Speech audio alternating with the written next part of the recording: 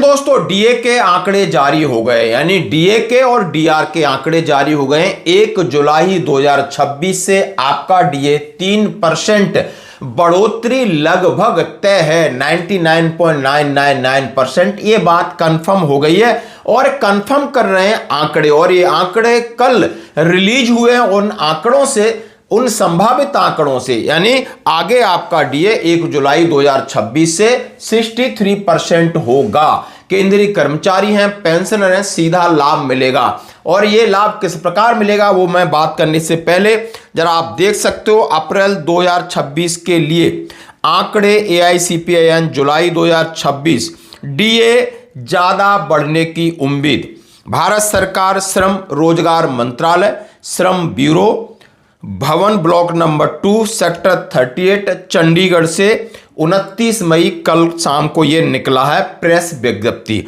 और इसमें जैसा कि हमेशा की तरह 88 औद्योगिक केंद्रों के 370 बाजारों से, यानी खुदरा मूल्यों के आधार पर प्रतिमाह श्रमिकों के लिए उपभोक्ता मूल्य सूचकांक एकत्रित किया जाता है। और आप इस सूचकांक जो जारी किया है इसमें CPI IW में 0.8 की बढ़ोतरी हुई है। अब ये 149.9 हो गया है।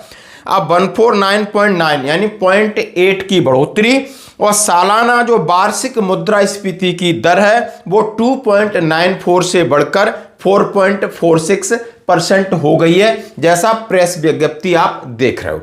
अब इन आंकड़ों से हमारे डीए जो कि जुलाई पे मिलने वाला है क्या असर पड़ता है, तो इस चार्ट को देखें। जैसे कि आप चार्ट को देख रहे हैं कि जनवरी 2026 में, यानी दिसंबर के आंकड़े जो सबमिट हुए वो आपको 60% डीए दे रहे हैं, और वो आपके उसका हम फायदा उठा रहे हैं। जनवरी 2026 का आंकड़ा 148.6 था, जिससे डीए 60 से बढ़कर 60.85 होता है। फरवरी में ये 0.1 की कमी होती है तो 148.5 आता है, जिससे भी डीए फिर बढ़ता है 61.37 होता है। मार्च के आंकड़े 149.1 थे, जिससे डीए 61.93% होता है। अब अप्रैल के आंकड़े 0.8 बढ़े हैं तो 149.9 होता है, जिससे डीए आपका 62.52, यानी 62.52, 0.48 कम है 63 में। महीने आपके पास हैं मई और जून।